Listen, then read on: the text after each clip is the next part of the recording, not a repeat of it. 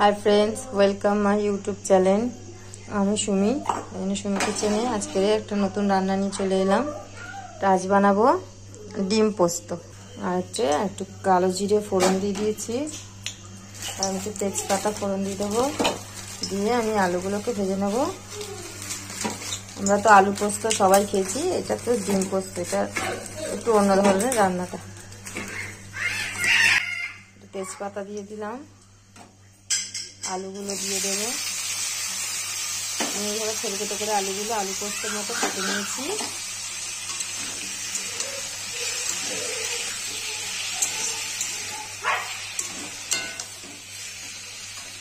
নুন দিয়ে দেবো,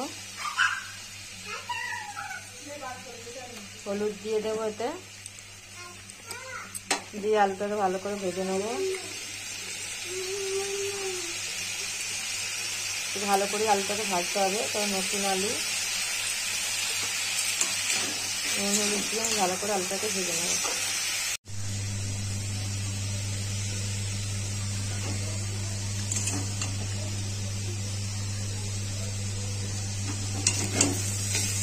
বন্ধুরা আমি আলুটা ভেজে নিয়েছি, এতে আমি এবার পেঁয়াজ বাটা দিয়ে দেবো।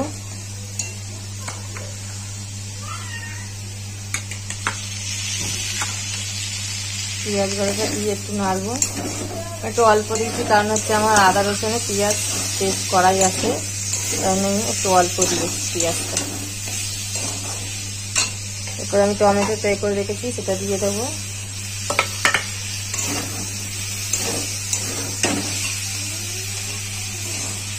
এবার আদা রসুনের পেস্ট আমি দিয়ে দেবো, খুব বেশি দেবো না, কারণ তরকারিটা আমার অল্প হচ্ছে, তাই জন্য আমি অল্প দেবো।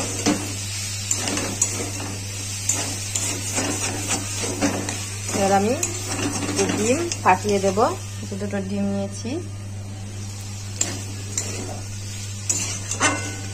দেখুন রান্নাটা আমি কিভাবে করছি, দেখুন ডিম দুটো আমি এইভাবে ফাটিয়ে নেব। একটা ডিম দিলাম, আমি দুটো ডিম দিয়ে দিলাম। দুটো ডিম দিয়ে রান্নাটা করব।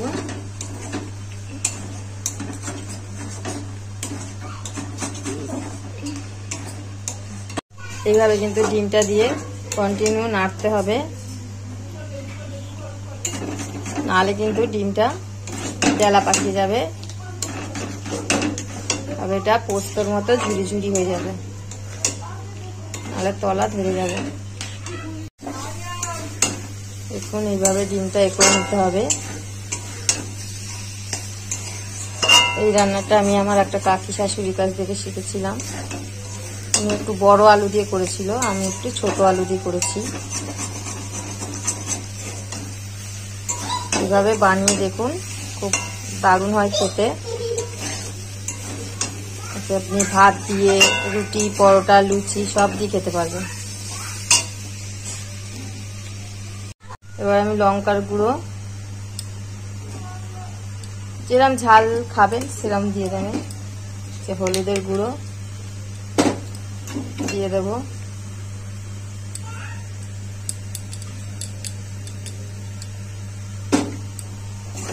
দিয়ে একটু নাড়াচাড়া করে নেব।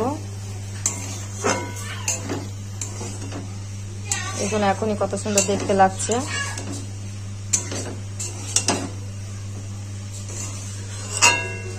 এবার আমি এতে জল দিয়ে দেব একটু। এবার আমি জল দিয়ে দেবো এতে।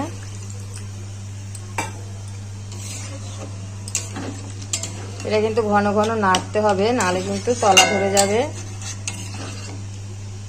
উড়ে যাওয়ার চান্স থাকে বেশি এটাতে, এই তরকারিটা। একটু নুনটা টেস্ট করে দেখে নিয়ে আমি চাপা দিয়ে দেবো, এটা আলুটা সেদ্ধ হচ্ছে। এবার নুনটা, লবণটা দিয়ে দেবো একটু। এবার নাড়াচাড়া দিয়ে আমি ঢাকা দিয়ে দেবো। দেখুন বন্ধুরা জলটা অনেকটা টেনে গেছে, অনেকটা আলু সেদ্ধ হয়ে গেছে, জলটা পুরোটাই মরে যাবে, টেনে নেবে।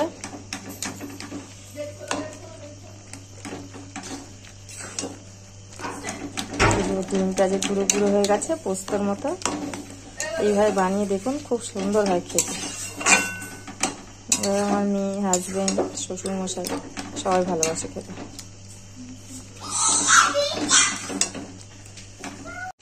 আলুগুলোকে একটু চেপে চেপে দেবেন যাতে আলুগুলো একটু গলে যায়, আরো সুন্দর হবে।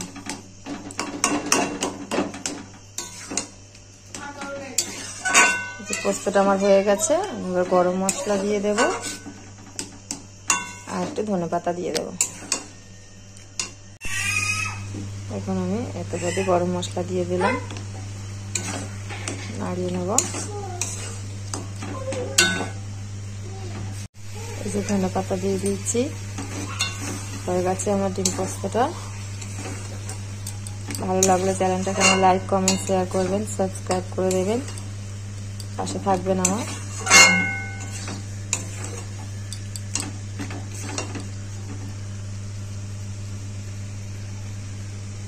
দেখুন বন্ধুরা, পোস্তটা আমার রেডি হয়ে গেছে। এটা হলো ডিম পোস্ত। এটা ধনেপাতা দিয়ে সাজিয়ে দিয়েছি।